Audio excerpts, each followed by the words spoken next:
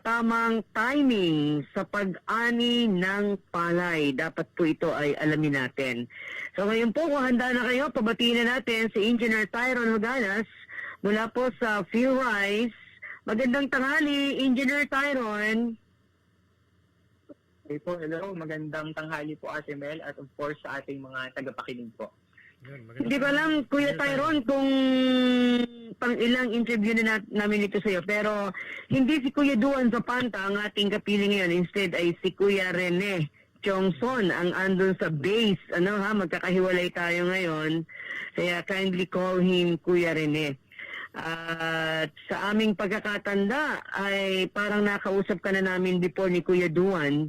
Mga ilang panahon na yung nakalipas na yon, Kuya Tyron. Tama po, Ate Mel. Parang hindi ko alam kung mga ilang taon na. May taon na ba? O sige, whatever, Pero sa pagkakatanda ng mga tagapakinig, ikaw ba isang Nuevo Ecijano, Kuya Tyron? Yes po, Ate Mel. Isa po akong tubong Nueva Ecija.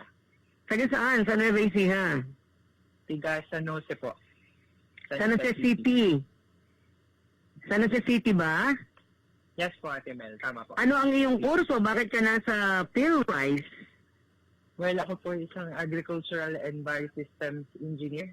At ayun po, isa po yung PhilRice sa mga agency or institute na talagang doon po nag-a-apply yung sa course ko. Kaya dito ko po unang sinubukan and by the grace of God ay pinalad po na makapasok.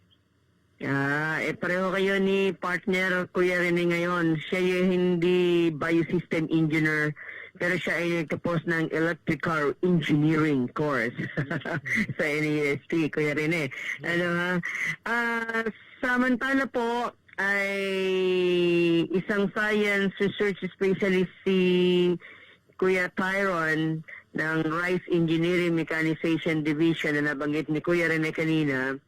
At bago po kami tuluyang magsimula sa aming talakayin, sabi sa ating programa ni Miss Christine Nicolas, yung ating coordinator, malapit na raw ang panahon ng anihan. Teka, Kuya Rene, sa natibidad ba may nag-aanihan na? Meron natin ba pa isa-isa? Pa isa-isa may umaani naman na po. May pa isa-isang umaani na. Kaya dapat nating simulang paghandaan yan. Alamin kung paano matiyak na nasa maayos na kondisyon ang palay at tama ang timing para sa isang masaganang ani.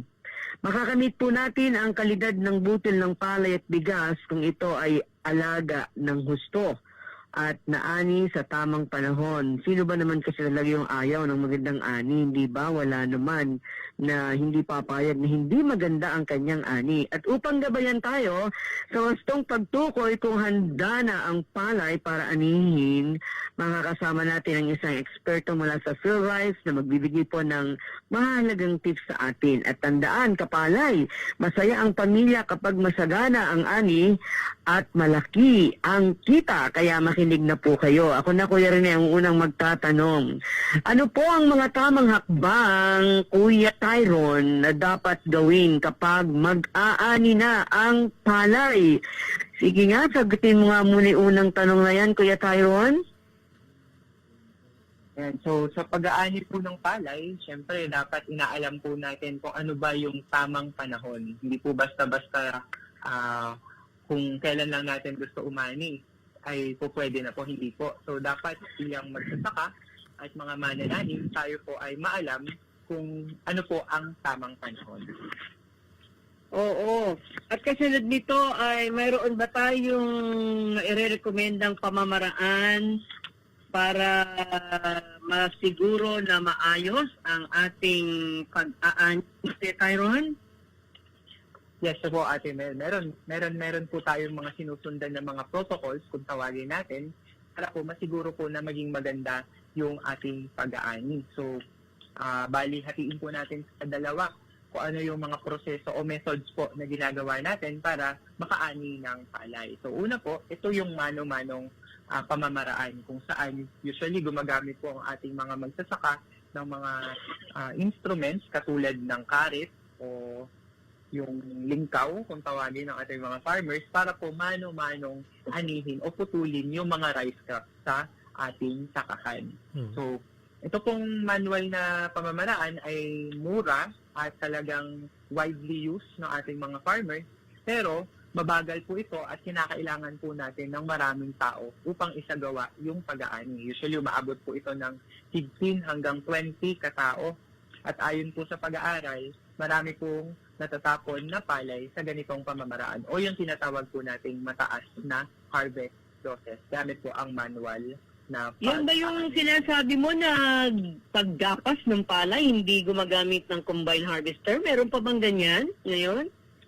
Opo. Ate Mel, tama. Meron pa rin pong mga mangilan-ngilan na mga magsasaka na hindi gumagamit ng combine harvester. Ang sabi po nila, dahil maliit ang kanilang pinitak at minsan yung mga pinitak po o yung mga field nila na tinatamnan po ng palay ay hindi kayang pasukin ng mga malalaking makinarya katulad po ng combine harvester.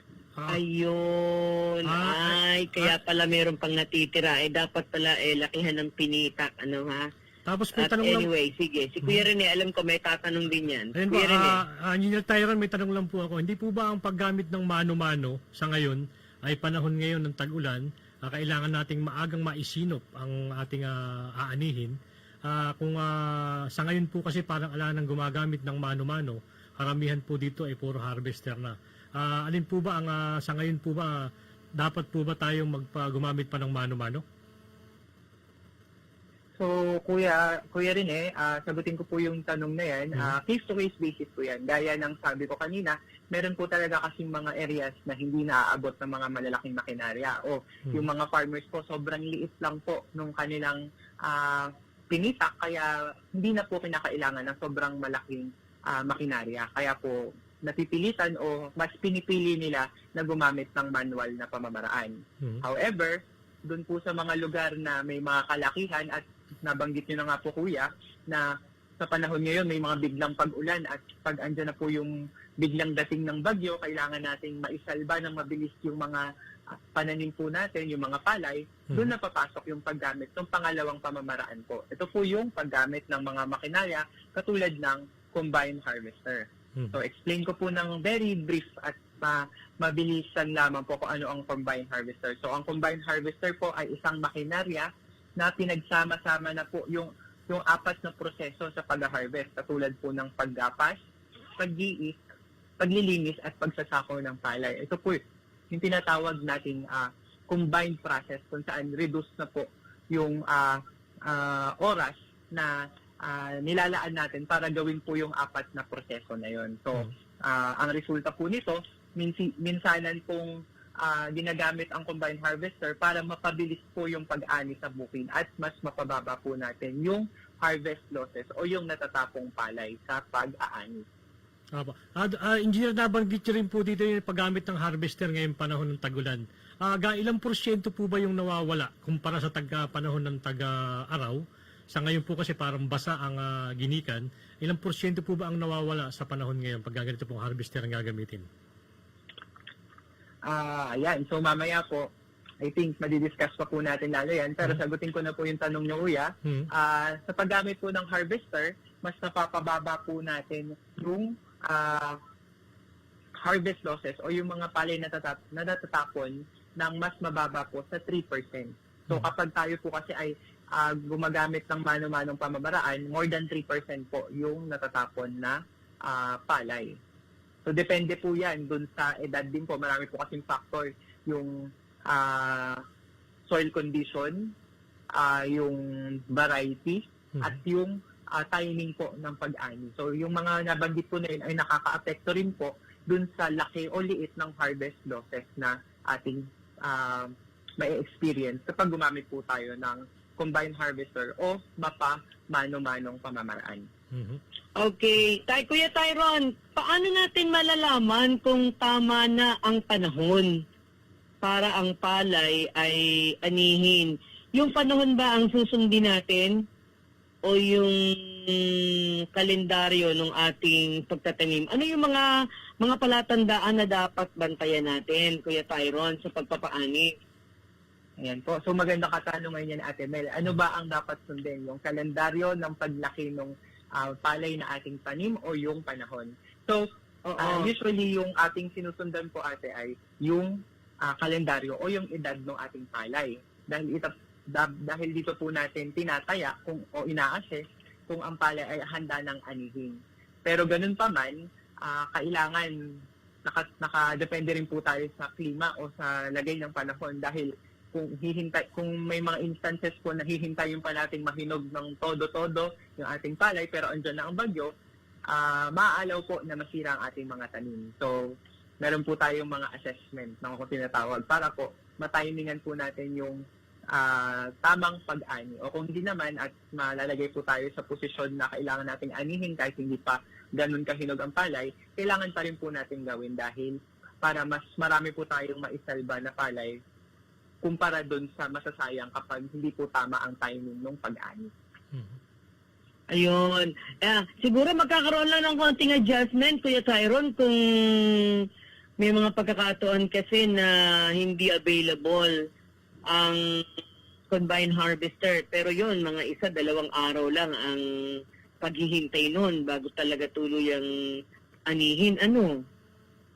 Tama po. Kung mga ilang araw lang po ang ating hintayin, makapag-aantay naman na po tayo. Ang mga emergency na pag-aani lamang po usually ay yung pagdating o pag-iwas sa bagyo kapag inuunahan po natin yung pagsalanta ng bagyo.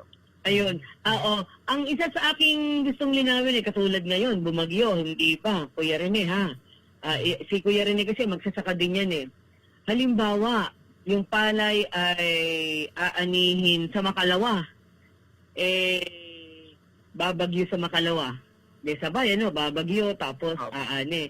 Pwede bang kung hinog na yung palay nga at sa Makalawa na naka-schedule na aanihin, babagyo naman din sa Makalawa, pwede bang ma-adjust ng 1-2 araw o maaga yon ng 1-2 araw na anihin? Pagka kasi kinumbine harvester, yan makukuha lahat, maisisave yung palay. Pwede ba yung mga ganon, Kuya Tyron? Ma-advance ng mga 1 or 2 days na pag-aani? Yes, Ate Mel, okay lang po kung mga 1 araw o 2 araw lang naman po ang pagitan natin. Ang mahalaga po kasi ay maisalba natin yung mga palay na ating tanim. At mas mapapadali nga po yun kung meron tayong mga makinarya katulad nga po ng combine harvester. Okay. Kuya Rene, yung number 3 yata ang sa'yo. Yun po. Engineer, ano naman po ba yung posibleng epekto kung masyadong maaga o late na nang anihin yung palay? Ayan, napakagandang katanungan po nito, Kuya Rene, kasi ito yung madalas na medyo nalilito yung ating mga kasamahan, mga tagapakinig. So kapag masyadong maaga po ang pag-ani ng ating palay, hindi po ganun kagandahan din yung magiging resulta nito. Hindi po ba may kasabihan tayo na kapag anuman pong kulang o sobra ay hindi maganda. So ganun din po sa pag-aani o timing ng pag-aani sa palay. Kung maaga po, nagresulta po ito sa maraming hilaw na butil o ito yung tinatawag na unfilled grains dahil hindi pa napupunan yung kabuuan ng butil. At dahil po dito, bumababa rin po yung milling recovery ng ating mga palay kapag ito ay gigilingin na. At ito po yung isa sa pinaka malalang epekto pag maaga, maraming nasasayang o nababawas sa ani. O ito po yung harvest losses dahil po sa maagang pag-ani. Usually, 1 to 1.5% po nung kabuoang ani natin ang nasasayang kapag maaga po masyado ang ating pag-ani. Kapag naman po tayo ay masyadong late na o huli sa ating pag-ani, marami naman pong butil ang nalalagas kapag inaani na natin dahil nga po tuyong-tuyo na yung palay at madali pong makalas o matanggal yung mga butil dun sa puno ng palay. Prone din po sa pagkadurog ng ang ating palay kapag ito ay giniling na dahil nga mababa na ang moisture content ng palay at marami din pong nasasayang o nababawas sa ani. Katulad nung sa maagang pag-ani, may harvest losses din po dito kapag late harvesting tayo. More than 3% po ang nasasayang sa kabuuang ani kapag masyadong late na po tayong nagpa-ani. Kaya naman po, tayo po ang nire-recommenda po natin ay yung tamang panahon lamang po ng pag-ani. So, paano ba natin masasabi kung ano yung tamang panahon? Usually may mga visual assessment kung ginagawa ang ating mga farmers na kapag mano-mano ang pag-ani, 85 to 90% ng buang field nila ay golden yellow na o kulay ginto na. Yun ang basihan po pagtataya nila para masabing tamang panahon na upang magpaani. Kapag gagamit naman po ng combine, nasa 90 to 95% po ang inaantay nilang mahinog para naman po masabi na tama na ang panahon ng pag-aani. Minsan po gumagamit din po tayo ng aparato katulad ng moisture meter kung saan kapag araw po, pinabasa nito kung gaano ba karami yung moisture sa palay natin. Kapag ang palay po ay nasa 18 to 21% moisture content na po, pwede na po natin anihin yung palay kapag dry season. At kapag wet season naman po, nasa range po ng 20 to 25% MC ang batayan para masabi po natin tamang panahon na para magpaani. Kapag nagawa po natin ito, magkakaroon po tayo ng dekalidad na bigas. At kapag dekalidad po ang ating bigas, mataas po ang presyo nito sa merkado at tatangkilikin ng mga mamimili. So, yun po yung mga batayan natin para po sa... May susog ako dyan sa tanong na yan ni Kuya Renit, Kuya Tyron. Yes. Oo, tama kasi yung tiyempo no? Yung pag-ani. Kaya lang, minsan, hindi naman perfecto yung bawat isa. Magsasaka, yung combine harvester, o kaya anumang kadahilanan. Ano yung number of days lang na dapat maging advance ang pag-aani kaysa sa itinakda o kaysa doon sa pinag-uusapan natin na tamang tiyempo ng pag-aani at ilang araw din yung pagiging late ng pag-ani para hindi malito yung mga kababayan natin. Halimbawa, kaya ko sinasabi yan, baka nga hindi available yung combine harvester.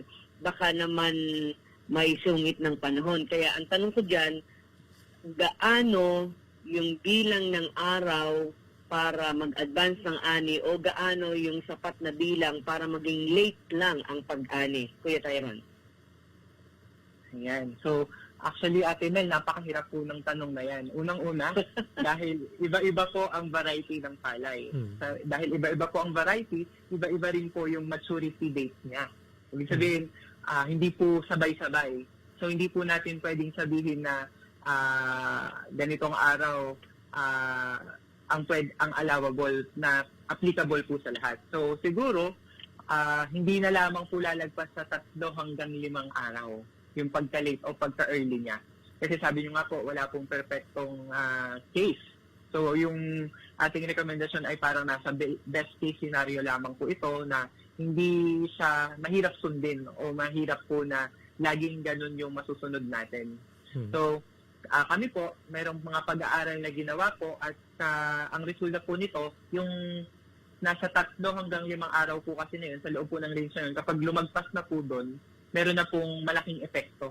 Mapaaga man po ito o mas mapahuli po yung pag-aani. So, iwasan na lamang po na doon sa takdang panahon o tamang yung naset po natin na tamang panahon ng pag-aani ay lalagpas pa po ito ng 5 araw o mas mapapaaga pa sa 5 araw dahil makakapag-record na po tayo ng significant na epekto doon sa ating ani kapag lumagpas po tayo doon sa range na yun. Ang ano ko dyan hindi naman ako perfectong magsasaka, base lang din sa mga karanasan ko nung bata ako at maraming pagbabasa. Ang karanasan ko sa pagsasaka, ang tanong ko lang dyan dapat siguro, ang suggestion ko, Kuya Tyron, Kuya Rene, ang isang mabuting magsasaka para hindi siya ma-late, ma-advance sa pag-aani, dapat ay meron siyang talaan. Kung nakikinig si Kuya Lando Lamson, si Kuya Banding Manabat, si Ate Baby Sige na ngayon ay nagte-text sa atin at sila ay kinig na kinig. Kung sila ay nagtatanim ng palay, dapat po ay mayroon talaga kayong notebook at saka ballpen kung kailan kayo nagpunla, kung kailan kayo nagpatanim, kung kailan nagsabog ng mga fertilizer o kaya nagsabog ng kung anumang biofertilizer, something like that, para makuha natin yung tamang petsa ng pag-aani. Hindi ba, Kuya Tyron? Tama po yun, Ate Mel, kasi hindi lamang po sa tamang petsa ng pag-aani at yung tamang petsa ng iba pong mga operation yung maitutulong po ng listahan o record natin. Pati po sa pag-track ng expenses, makakatulong po ito. So, Ayun, overall, tama yun. hindi Kaya, lamang po sa pag-aani. gaano kahalaga para sa isang magsasaka ang tamang tiyempo ng pag-aani ng palay, Kuya Tyron? Ayan. So, napakahalaga po ng tamang tempo ng pag-aani ng palay para sa ating mga magsasaka at mga tagapakinig dahil kung kailan po dapat anihin yung ating mga pananim na palay, dapat maalam po tayo o aware tayo. Dahil dito po, pag nagawa po natin ito, maiiwasan natin yung pagkasayang ng mga ani. Mababawasan din po yung dami ng mga hilaw o nalalagas na butil kung ito man po ay kung tayo man po ay maaalaw sa maagang o late na pag-aani at kung masusunod po natin yung mga tamang protocol, makakapag-produce po tayo ng dekalidad na butil na mga palay at ito po ay magre-resulta sa mataas na kita ng ating mga magsasaka. Ayun, tama yun. Ako yung si Kuya Rene, magsasaka yan Nakakakuha siya ng mga tip para sa'yo. Kuya Rene, ang mga tanong mo pa. Kuya Tyron, may isang tanong lang po ako ngayon. Ito po kasi parang nakikita ko na itong ginagawa ngayon ng mga magsasaka natin na hindi ko pa nasusubukan. Meron pong ginagawa ngayon na pag niro-rotor siya, sinasabugan na po ito ng binhi. Ngayon po, meron na po ba kayong na-encounter na gumagamit ito? Ano po ba naging epekto nito ng yung pag-prepare mo ng matagal o yung ganito kabilis? Ano po ba naging epekto nito? Yan ba yung tinatawag na sa bugok, Kuya Rene? Yes po, Are. Kuya Tyron, sa bugok, eka? Oo. Sige po. Ate Mel, Kuya Rene, bali ang tanong niyo po ay anong epekto nung kapag katapos harvestin, sinasabugan na po agad ng butil Yes, ang ating field. Okay, Tyron. Yes po, meron mga ilang farmers po na nagpa-practice nito kasi meron pa pong moisture yung ating lupa. Kung papansinin niyo po pagka-harvest, di ba? Dinidrain po natin ang fields bago mag-harvest para po mas madaling mag-mature yung palay at mas madaling pasukan po ng mga makinarya. Kapag na-drain po kasi natin to, meron pa pong residual moisture yung ating soil kung tawagin po natin. So yun po yung tinetake advantage ng ibang mga farmers para i-bypass na po yung proseso nung paglaland prep kung hindi po ako nagkakamali. So yun po yun. Ngayon po, Sa English, yan yata yung tinatawag na no-tillage technology, Kuya Tyron. Opo, parang reduced till or no tillage nga po. No till, planting po, Ate Mel. Dahil para makatipid unang-una, saka para maging mabilis yung pagpapatubo ng palay. Pero may epekto rin po ito sa mga susunod na cropping dahil hindi po natin napabulok yung mga dayami o yung mga tumubong damo sa ating field. So, Kung ikukumpara mo yan, total na itanong ni Kuya Rene yan, kung ikukumpara mo yan, Kuya Tyron, sa regular na preparation ng pagtatanim, yung transplanter o kaya yung sabog tanim talaga na kinikinis yung taniman bago ito sabugan, ibang klase kasi yung no-tillage technology.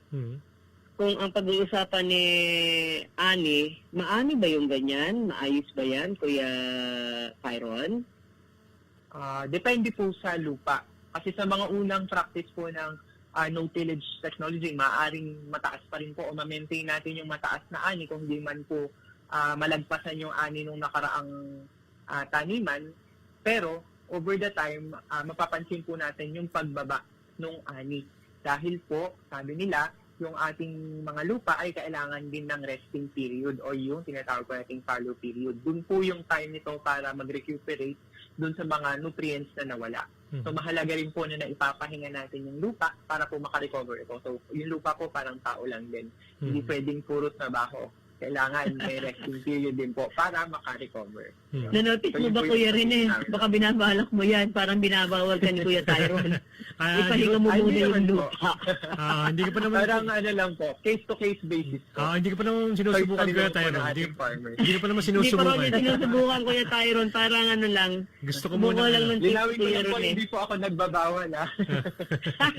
Maaari ba tayo magbahagi ng ilang tips, Kuya Tyron, para sa ating mga kapalay tungkol sa kung ano ang dapat gawin sa mga bagong ani na palay kung hindi pa ito agad ibebenta? Okay po. So, kung sa ating mga tagapakinig at mga magsasaka na nagbabalak po na hindi muna magbenta ng mga inani nilang palay, ang tip lamang po namin ay siguraduhin na mapapatuyo po natin sa loob ng 2 hanggang 3 araw yung ating mga palay na inani at malilinis ito. Dahil kung lalagpas po dun sa recommended na range po ng araw na yon, 2 to 3 days, doon na po mag-start yung quality deterioration. Kaya bababa po yung dekalidad ng palay natin kapag hindi po natin nasunod yung tamang pagpapatuyo at paglilinis nito. Pwede po tayong gumamit ng iba't ibang klaseng pamamaraan sa pagpapatuyo katulad ng sun drying, in-store drying o paggamit ng mga mechanical dryers katulad po ng reversible dryers at recirculating dryers na especially ngayong mga tag-ulan ay very relevant po sa ganitong usapan sa pagpapatuyo. At pagkatapos po nating patuyuin, meron po tayong paalala na ang ating safe moisture content range po para sa pag-iimbak ng palay ay 11% to 14% moisture content. So kung masusunod po natin ito, yung mga munting paalala po na ito, masisiguro po natin na makakapag-store po tayo ng high quality na palay at later on po ito po ibalak nating email ay mas papanigurado po natin na maganda pa rin po yung kalidad o yung mapuproduce nating milled rice. Halimbawa ba, Kuya Tyron, pagka sa pangkaraniwang bang pangyayari na pag-ani, ano ba yung pangkaraniwang moisture content kapag inaani ang palay lalo ngayong tag-ulan? Ano ba yung pangkaraniwan na MC ng palay?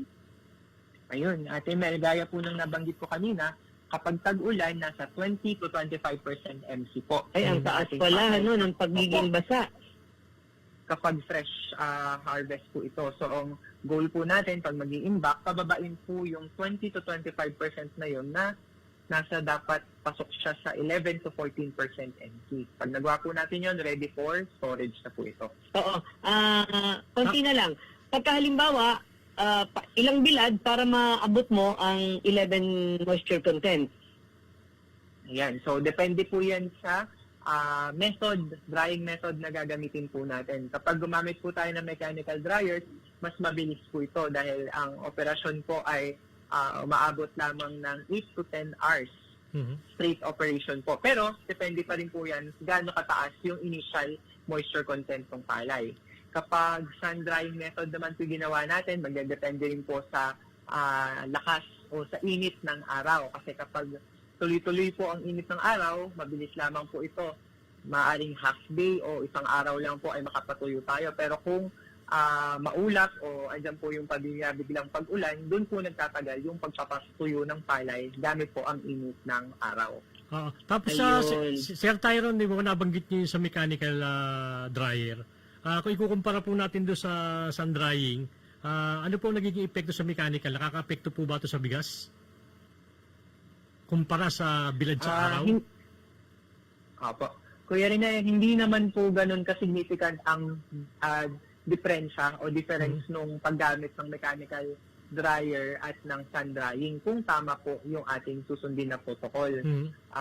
Ang kaibahan lamang po kasi sa sun drying, mas mura po yung kapital dahil hindi na po tayo kailangan pang mag-access sa mga makinarya at parang yung init ng araw lamang po at yung pagbibiladan na lugar ang kailangan natin. Sa mechanical po kasi, andun yung konsumo sa biomass, sa diesel, kung ito po ay gumagamit ng diesel, at yung labor po sa pag-aakas, pag-load at pag-aakas, yun po yung medyo malaki. Pero pareho naman kung efficient yung pamamaraan na ito. Mas mabilis nga lang po sa mechanical at mas mura po ang bayad kapag sa solar naman po yung ating ginamit na method ng drying.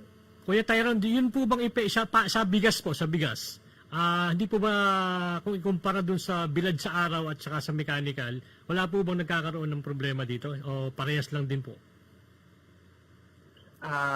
Kaya po nasabi ko kanina, kung nasunod po pareho yung protocol sa parehong drying, pareho lamang po. Pero pareho pong yung method ng solar at mechanical, kapag hindi po ito nabantayan mabuti, dun po nagkakaroon ng problema sa pag-mimil ng bigas. Kasi yung iba po nagkakaroon po ng Durog. fissuring o lamat sa ating butil kapag sobrang lakas nung heated air sa mechanical dryer, at kung sa sun drying naman po, kung napapabayaan sa matinding tirik ng araw at hindi nakahalo. So yun po yung mga assessment po natin para malaman kung ito ay tama po yung ginagawa natin pagpapatuyo. So pareho po yung method na yon, yung sun drying at yung paggamit ng mechanical dryer, na may sinusundang protocol para po maiwasan yung pagbibitak ng palay na magre-resulta po mamaya kapag minil na po natin yung palay na yon sa pagbibinlid nito o yung pagdami po ng broken rice. Matanong ko lang, Kuya Tyron, ikaw ba ay magsasaka rin? Nagbabalak po maging magsasaka. Ayan. Kasi parang maputi ka, mukhang alangan sa'yo yung pagiging magsasaka. But Nakuha lang anyway, po sa tamang PPE. Ayan. sige. Maraming salamat sa iyong mga tip na naibigay sa ating mga taga-pakinig ngayon, at alam kong maraming magsasaka ang natuto. Ano sabi mo, Kuya Banding? Parang mahirit si Kuya Banding Bunso Kuya rin Sabi niya, isang makulimlim, umaambong tanghali po, Ate Mel, watching now sa Lingkod Bayan. Ayan, si Kuya Banding yan. But anyway, Kuya Tyron, maraming salamat. Basta ting Martes po, makikinig kayo sa Pure Rice Hour. Marami po kayong matututunan. Kaya bilang pangwawakas, baka meron kaming hindi na itanong ni Kuya Rene, Kuya Tyron, na importante mong dapat sabihin. Nasa iyo ang pagkakataon. Go ahead. Ayan. So far po ay pag-usapan naman po natin yung dapat natin pag-usapan para mapakinggan po ng mga tagapakinig. Pero ako po ay babati na rin po ng makulimlim at magandang araw sa ating mga magsasaka at tagapakinig. So kayo po ay pinapasalamatan po namin sa pagsama o pag-join po sa amin sa session na ito, sa hapon na ito. At kami po dito sa team po ni Ate Mel, si Kuya Rene and Phil Rice, kami po ay patuloy na ini-encourage ang bawat isa na patuloy pong umattend sa mga ganitong session para po tayo ay magkaroon ng karagdagang kaalaman at patuloy po tayo nating tangkilikin yung mga knowledge product or yung mga updates po. So follow niyo po yung DA Phil Rice FB page para po sa mga patuloy at consistent na updates po pagdating sa pagpapalay at pagsasaka. Yan. Maraming salamat. Nananghali ka na ba, Kuya Tyron? Thank you, Sir Tyron. Opo, okay na po. Nananghali ka na, Kuya Tyron? Yes po, opo. Ayun, sige. Thank you very much.